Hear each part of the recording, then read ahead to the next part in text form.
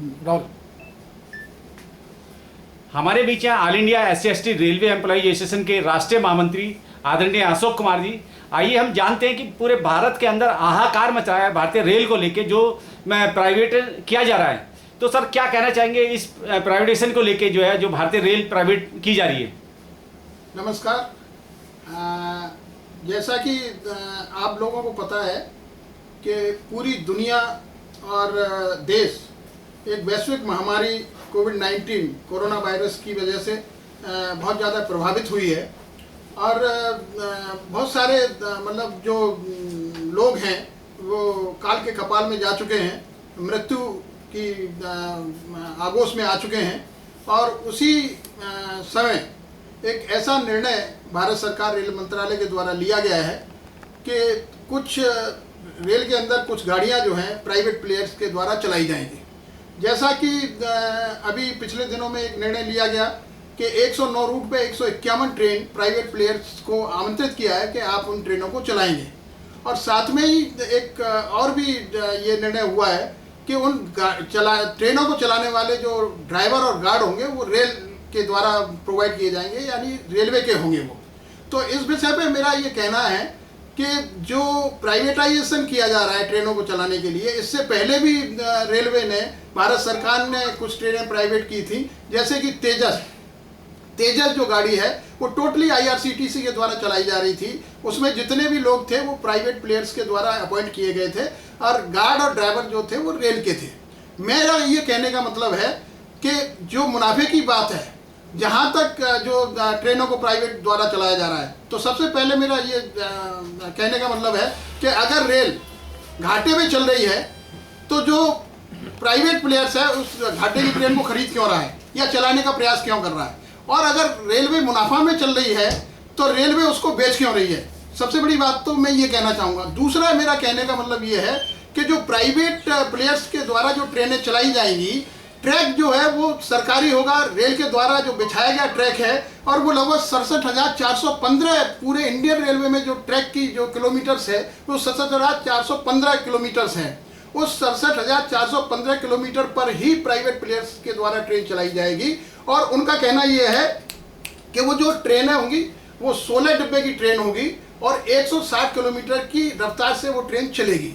दूसरा उन्होंने जो प्रपोजल दिया है वो ये दिया है कि जो ट्रेन है वो गंतव्य स्थान पर अपने समय से पहुंचेगी। तो मैं ये जानना चाहता हूं कि 160 किलोमीटर की जो रफ्तार है ट्रेन की, अगर जो ट्रैक रेलवे द्वारा बिछाया गया है और रेलवे ने उस ट्रैक का मेंटेनेंस किया हुआ है, जब प्राइवेट प्लेयर उस पर 160 किलोमीटर की रफ्तार से ट्रेन को दौड़ा सकता है, तो रेलवे मंत्रालय या रेल के लोग उस ट्रेन को 160 किलोमीटर की रफ्तार से क्यों नहीं दौड़ा सकते। हम दौड़ा सकते हैं, हम चला सकते हैं, हमने ट्रेनें चलाई हैं और आज तक भी चला रहे हैं। आपने जैसा कि देखा होगा, जब कोरोना वायरस की महामारी पूरे देश और दुनिया में फैली तो कोविड-19 की वजह से जो पूरे देश के अंदर लॉकडाउन हुआ, तो सिर्फ रेलवे के कर्मचारी ऐसे थे जिन्होंने रात दिन ईमानदारी से मेहनत करने के बाद और पूरी अपनी मतलब जान जोखिम में डाल के उन्होंने अपनी जान की परवाह किए हुए, अपने परिवार की जान की परवाह करते हुए मालगाड़ियां चलाई। और मालगाड़ियां चलाने के बाद में एक स्थान से दूसरे स्थान पर खाद्यान्न सामग्री पहुंचाया और जो नेसेसरी जो वस्तुएं थी वो भी पहुंचाने का काम किया। जो लोग लॉकडाउन में अपने घरों में बैठे हुए हैं उन तक जो है खाद्यान्न सामग्री पहुंच पाए। ये हमारे रेल के ड्राइवर, गार्ड्स और जो मेंटेनेंस करने वाले हमारे CNW के स्टाफ हैं, जो टेक्नीशियन स्टाफ हैं, उन्होंने भी ट्रेन को मेंटेन करके समय पर ट्रेन चलाने का काम किया और समय से उन गंतव्य स्थानों पर पहुंचाने का काम किया।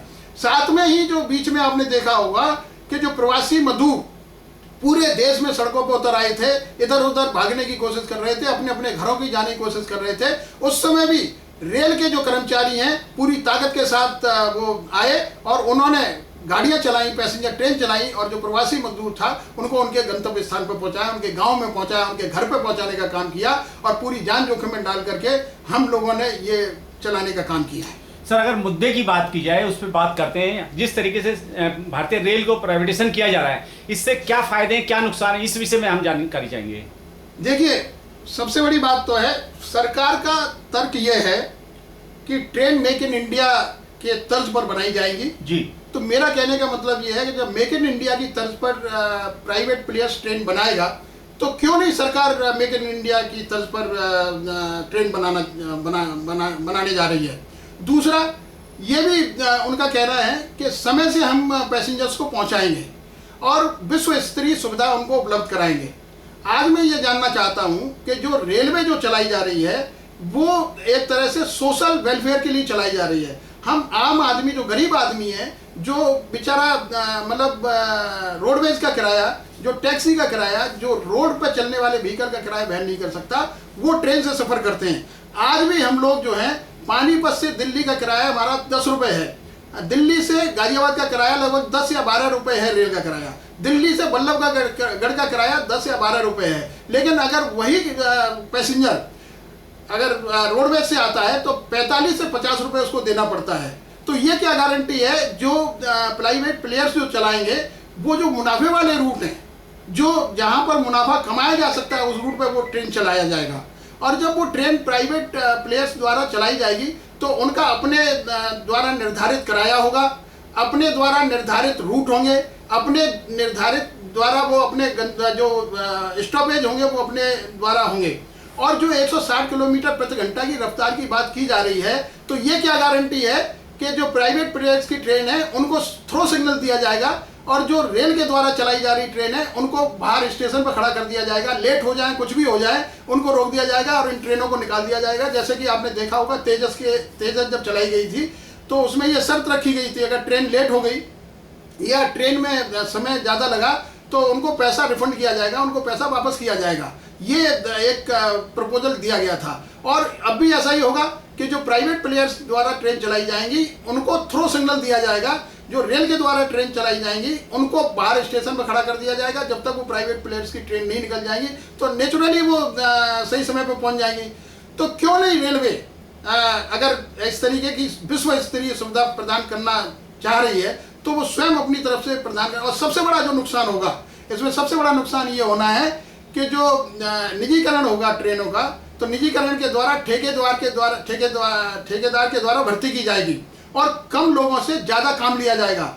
आज आपको मैं बताना चाहता हूँ 1853 में इस रेल का गठन हुआ था। अंग्रेजों के समय से रेल जो है सरकारी उपक्रम है 1853 से लेके आज तक। अंग्रेजों ने भी इसको प्राइवेट नहीं किया, बीच की सरकारें आए उन्होंने भी प्राइवेट नहीं किया। लेकिन ये क्या कौन सी मजबूरी आ गई, कौन सी ऐसी स्थिति आ गई कि जो ट्रेनों को प्राइवेट करने जा रहे हैं आप। अगर मुनाफा ही कमाना है, अगर कोई ठेकेदार कोई पैसा कमा के आपको देगा या एडवांस में देगा तो क्यों नहीं आप इस तरीके का कोई बंदोबस्त करते हैं जिससे कि विश्व स्तरीय सुविधाएं भी प्रदान कर सकें, हम पैसेंजर को उनको गंतव्य स्थान पर समय से पहुंचा सकें उनको, और जो भी सुविधाएं वो देना चाह रहे हैं हम भी वो सुविधा प्रदान कर सकते हैं।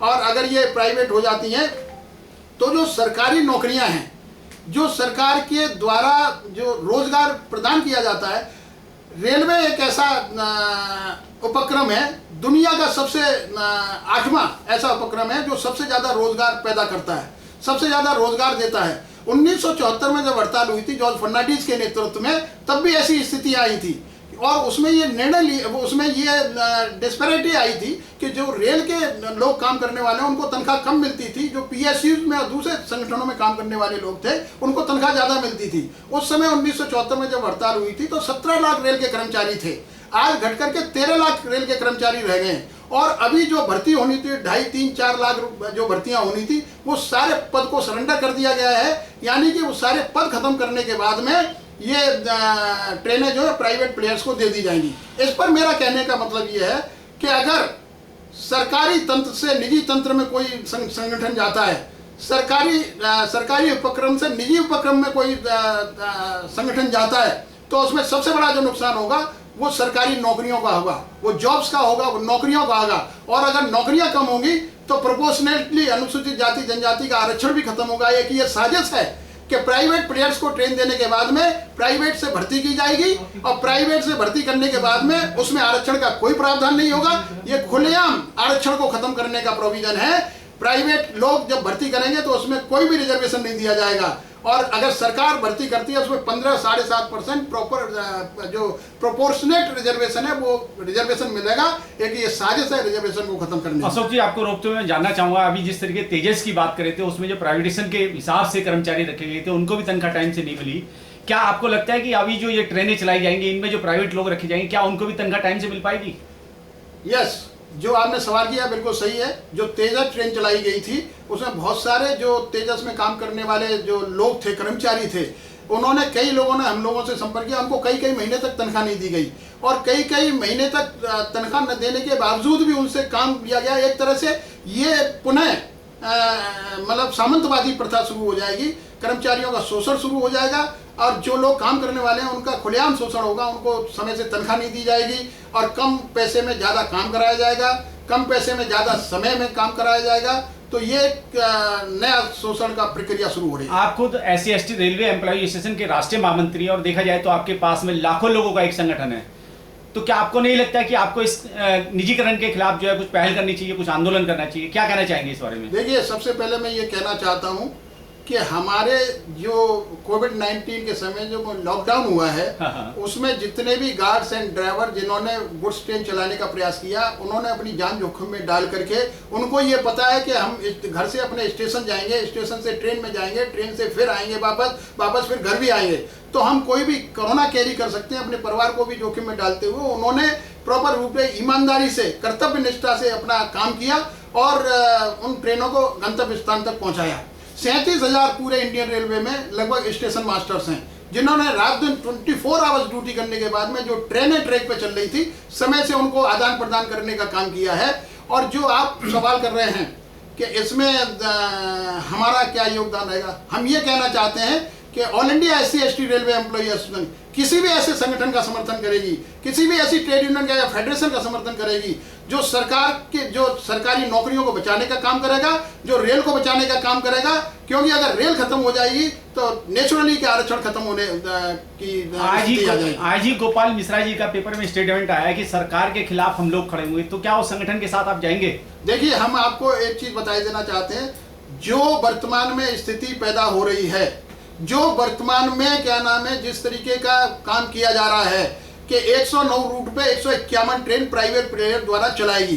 प्राइवेट प्लेयर्स अगर उस ट्रेन को चलाएगा तो वो भर्ती अपनी करेगा तो उसमें आरक्षण का कोई प्रावधान नहीं होगा। जब आरक्षण का प्रावधान नहीं होगा तो एक तरह से आरक्षण खत्म हो जाएगा। आरक्षण खत्म हो जाएगा तो ये अनुसूचित जाति जनजाति के लिए एक बहुत बड़ा दुर्भाग्य होगा कि जो बाबा साहब डॉक्टर भीमराव अंबेडकर ने इतनी कड़ी मेहनत के साथ में जो पूना पैक्ट किया उसमें यही निर्णय हुआ था कि जो सरकारी तंत्र है, जो सरकारी उपक्रम है, जो सरकारी नौकरियां हैं उनमें प्रोपोर्शनेटली अनुसूचित जाति जनजाति को आरक्षण का प्रावधान किया था। और हम उस संगठन के साथ कंधे से कंधा मिला करके काम करेंगे। हम उस संगठन के साथ कंधे से कंधा मिला करके समर्थन करेंगे जो रेल को बचाने का काम करेगा और जो रेल के निजीकरण को खत्म करने का या रेल के निजीकरण को बंद करने का काम करेगा। All India SC/ST railway employee association ऐसे सभी फेडरेशन को, मेरी माननीय शिवगोपाल मिश्रा जी से बात हुई है, मैंने माननीय शिवगोपाल मिश्रा जी को भी ये कहा है कि मिश्रा जी 1974 की बात याद करो जब जॉर्ज फर्नांडिस ने हड़ताल की थी, तब उस समय भी ऐसी परिस्थिति आई थी, उस समय भी ऐसी स्थिति आई थी।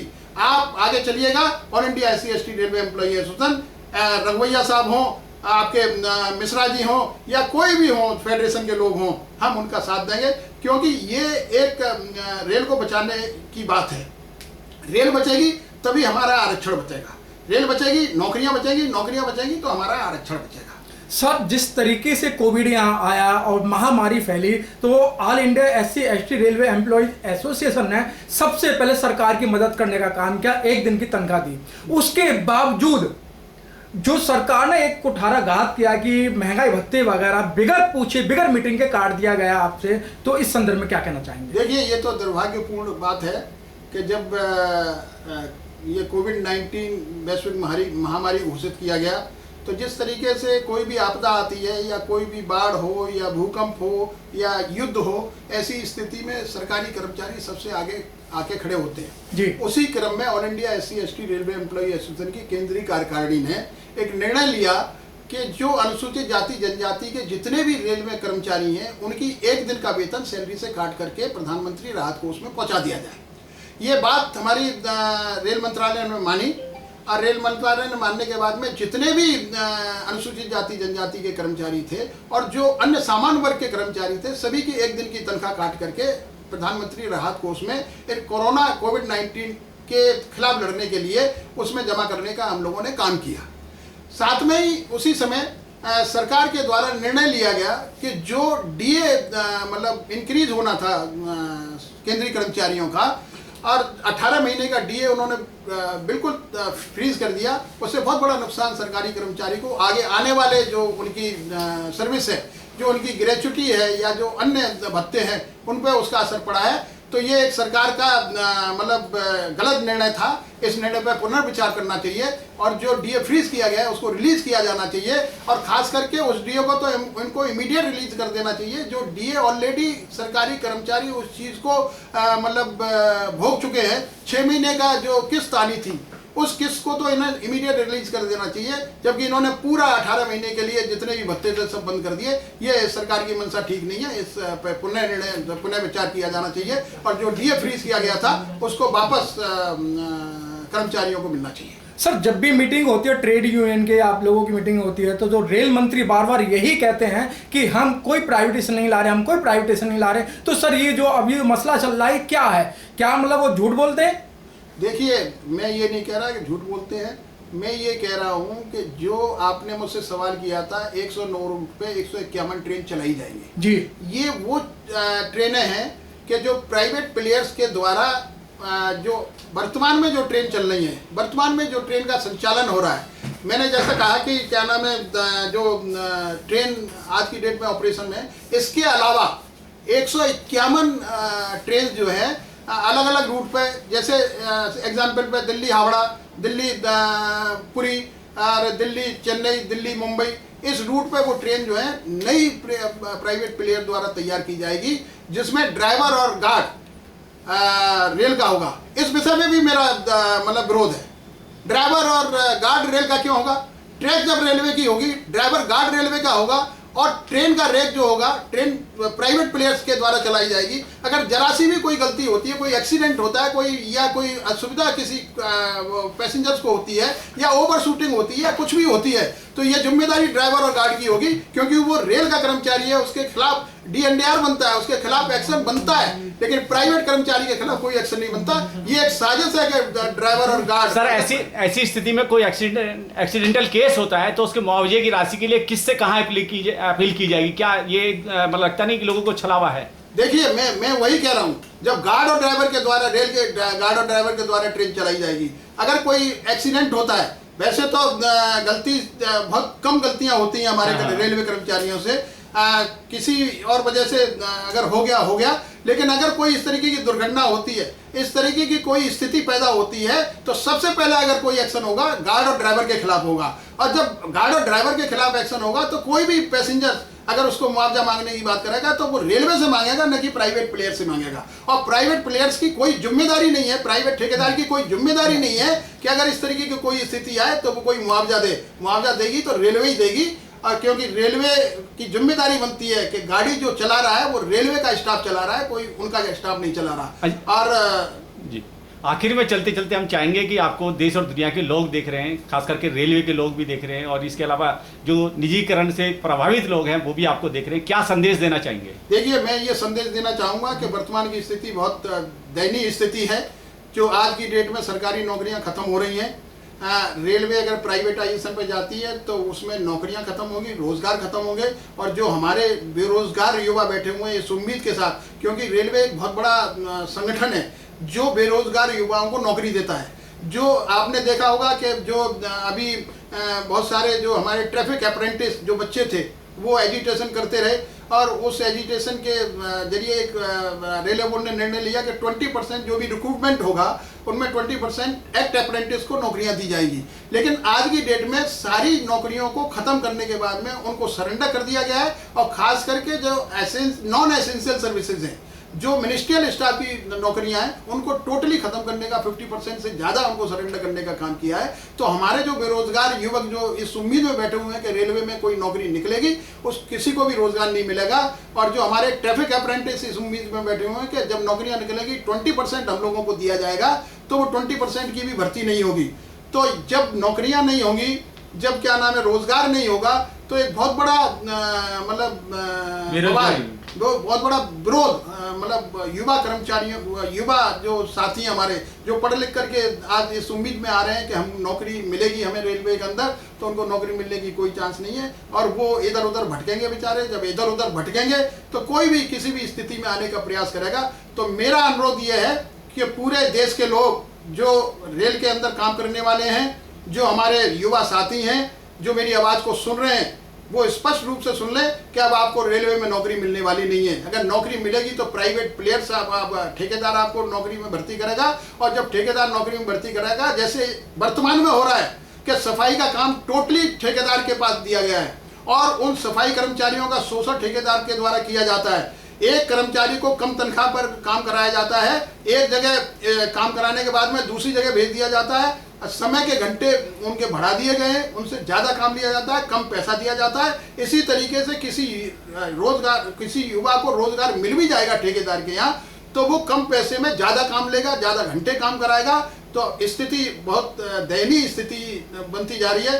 तो मैं अनुरोध करूँगा कि दुनिया के देश के जितने भी अनुसूचित जाति जनजाति के लोग हैं वो मतलब इस बात के लिए तैयार रहें कि अगर कोई आंदोलन होता है, रेल को बचाने का काम किया जाता है, रेल को बचाने के लिए कोई भी संगठन या फेडरेशन अगर निकलता है तो उससे कंधे से कंधा मिला करके काम करेंगे, क्योंकि इसमें अनुसूचित जाति जनजाति का भी बहुत बड़ा नुकसान है।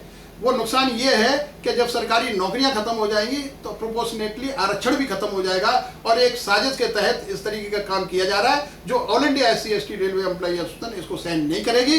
इसके लिए अगर जरूरत पड़ी तो इंडिविजुअल कैपेसिटी में भी all India SC/ST railway employee association सक्षम है आरक्षण को बचाने के लिए। आरक्षण को बचाने के लिए हमें किसी भी हद तक जाना पड़ेगा, कोई भी आंदोलन करना पड़ेगा, किसी भी तरीके से हमें अगर आरक्षण को बचाना पड़ेगा तो हम करेंगे। ठीक है, बहुत बहुत धन्यवाद। धन्यवाद। मजा आ गया।